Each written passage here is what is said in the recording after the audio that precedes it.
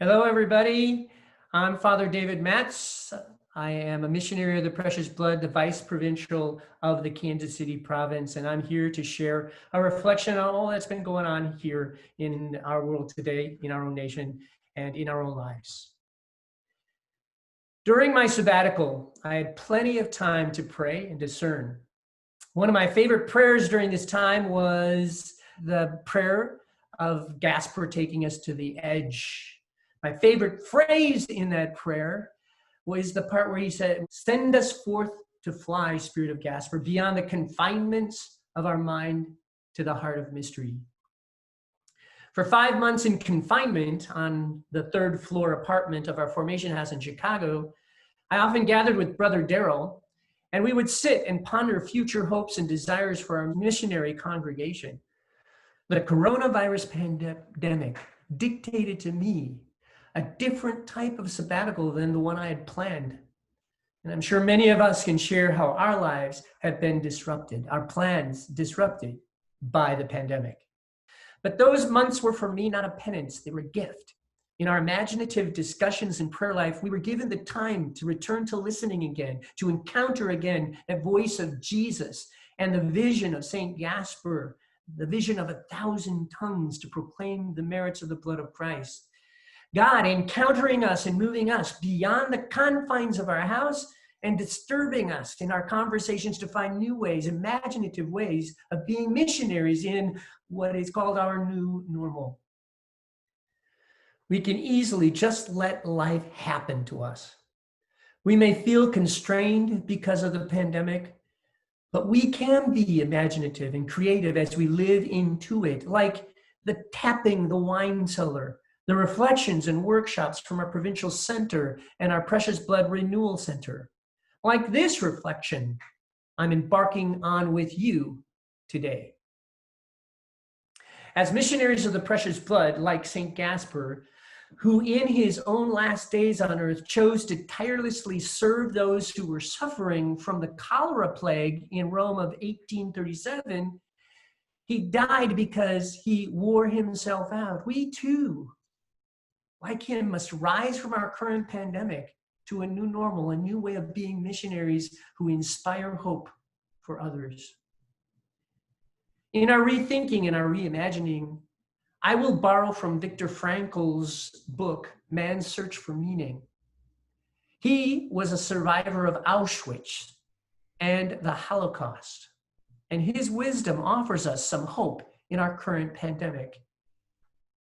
He says, to discover meaning in life's vicissitudes, to live we must choose, to love we must encounter, to grow we must suffer. Let's look at choice, to choose.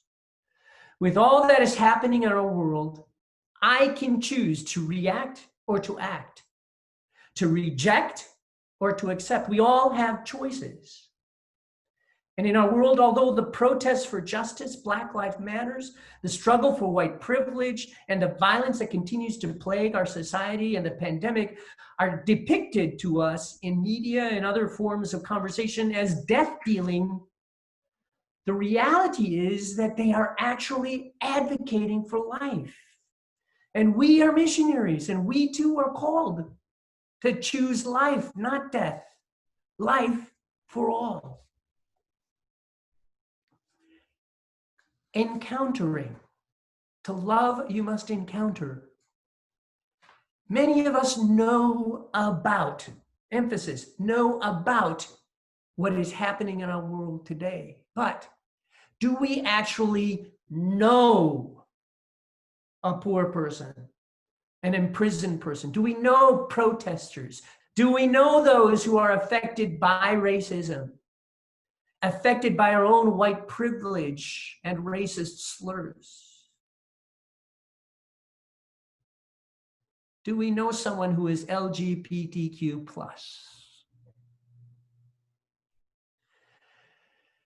We know that through Christ and in Christ, we are propelled out into the world to love other people. Not only to know about them, We are called to walk with them, to know them. Human encounter, says Viktor Frankl, is the only authentic way to know and to love.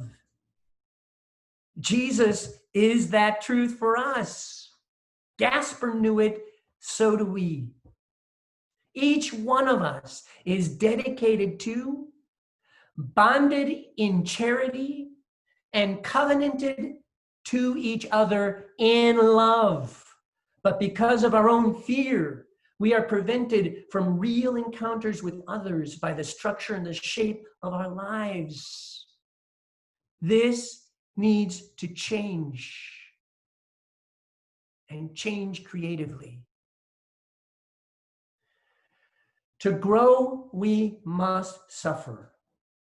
I'm not being perverse, but we all know that suffering is an essential component to human development. We call it redemptive suffering. When we encounter suffering that we are unable to remove, we can either turn it upon ourselves and become overwhelmed by it, or we can attempt to turn ourselves and our suffering inside out toward others. In a way, suffering helps us to grow. John Robert Lewis is the perfect example of this. As a nation, we are mourning a national icon and hero of the civil rights movement, a son of sharecroppers in the South who grew to be called the conscience of the United States Congress, and indeed of our nation. He continued up to his death to be that voice of change that disturbs us and our nation into action. Here are his own words. Do not get lost in a sea of despair. Be hopeful. Be optimistic. Our struggle is not the struggle of a day, a week, a month, or a year. It is a struggle of a lifetime. Never be afraid to make some noise and get in good trouble, necessary trouble. This man knew struggle. He knew suffering, but he had a goal. His goal was and is the new heaven, the new normal here on earth. And we are called to do the same by choosing life. Let God's encounter of you propel you to encounter others. And note, please note, that suffering that's nobly borne is one of the strongest faces of the human spirit. Be creative, be hopeful. Let's move beyond fear to make some noise and get into good trouble, necessary trouble. St. Gaspar, push us to the edge, to fly beyond the limits of our own minds, to that vision of a new heaven and a new earth, our new normal.